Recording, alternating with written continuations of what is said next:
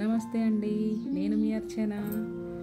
ఈరోజు రథసప్తమి సందర్భంగా ఆ సూర్య భగవానుడి పుట్టినరోజు సందర్భంగా నేను ఈరోజు ఆ సూర్య భగవానుడికి పరమాన్నం నైవేద్యంగా సమర్పిస్తున్నాను.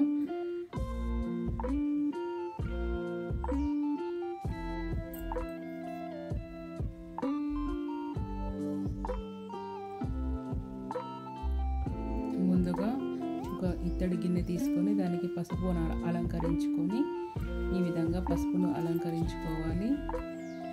ఆ తర్వాత బొట్లు పెట్టుకొని ఈ గిన్నెను అందంగా అలంకరించుకోవాలి. ఆ చల్లని తండ్రి ఆ సూర్య భగవానుడు ఆశీస్సులు అందరికీ ఉండాలని కోరుకుంటున్నాను. తర్వాత ఈరోజు బియ్యంని కడగకూడదు. ప్రసాదానికి బియ్యంలో కొంచెం నెయ్యి వేసి కలుపుకోవాలి.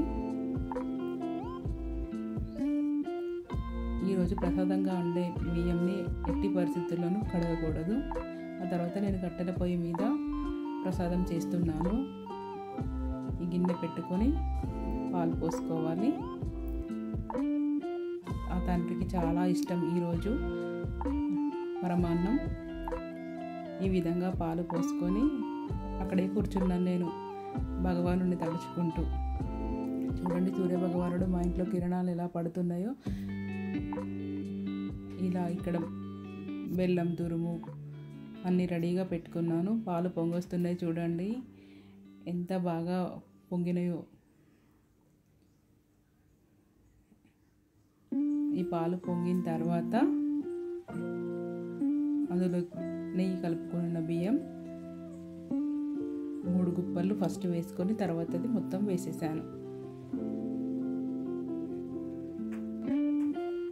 ఈరోజు తండ్రికి ఇలా నైవేద్యం పెట్టడం ద్వారా మనకున్న ఆరోగ్య సమస్యలు, మనకున్న ఆర్థిక సమస్యలు, మన ఇంట్లో ఎటువంటి సమస్యలైనా ఈరోజు మనం ఇలా చేయడం ద్వారా కొంచెమైనా ఏదో ఒక దారి చూపిస్తాడని అందరూ నమ్ముతారు.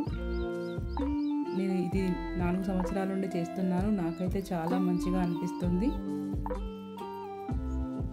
ఆ తర్వాత ఇలా బెల్లం వేసుకొని మొత్తం కలుపుకుంటాను.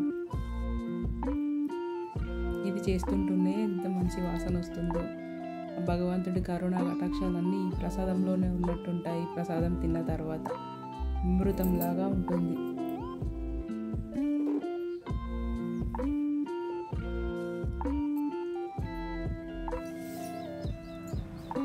ఇలా మొత్తంగా కలిపిన తర్వాత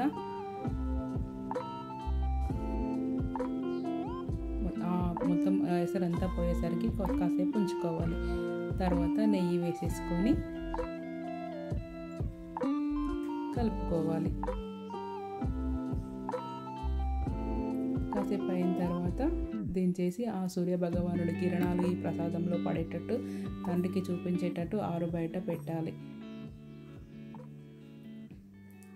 అంతే friends, subscribe my channel. Thank you.